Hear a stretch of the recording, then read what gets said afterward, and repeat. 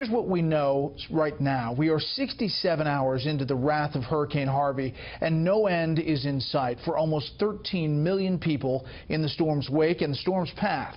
Harvey has dumped thousands of square miles, leaving at least 150,000 without power. The death toll confirmed right now stands at 2, but a Houston TV station says 6 members of one family drowned when their van was swept away by floodwaters. Let's begin our flood coverage with correspondent Trace Gallagher outside Houston and a very wet ground zero. Good evening, Trace. Good evening, Brett. Very wet, and we can tell you that we still are waiting for confirmation from the sheriff on that van that was reportedly swept away, and just moments ago the AP upped the death toll to 3. You know, 12 years ago we had never seen anything like Hurricane Katrina. It is ditto for this storm. Never have we seen a hurricane pack that type of initial punch and develop into this type of a dangerous tropical storm whose effects will linger for years.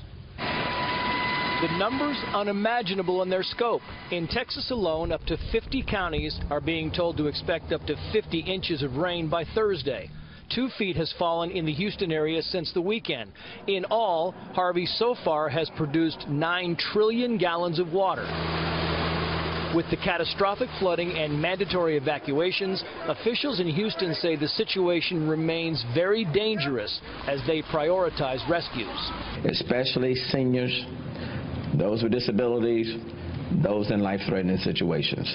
56,000 911 calls reported in the nation's 4th largest city, overwhelming the system, with at least 2,000 residents evacuated so far by air and boat. Thousands more forced to seek a dry escape. The roof went, and when it went, the attic got wet. That soap at the top floor, when the top floor got wet, they just pancaked. Federal officials say at least 30,000 people are staying in temporary shelter. 30,000 more may need it.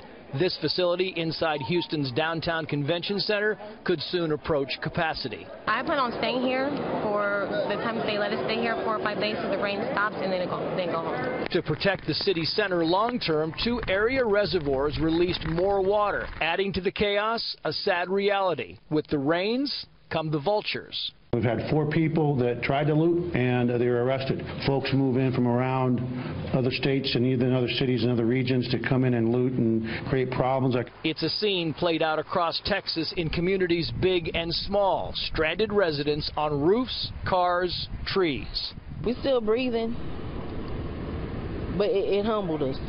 It really did. If nobody's humbled by this, something's wrong. And the heavy bands have begun moving into southwest Louisiana.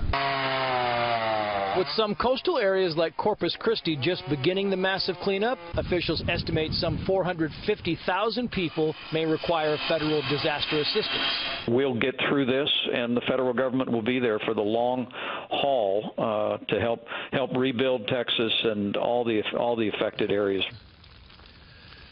We should note that all 12,000 Texas National Guard troops have been mobilized for this disaster. 4,000 are already on the ground, and moments ago we heard of brand new evacuations 40 miles north of Houston. They keep saying we're going to get a break in the rain.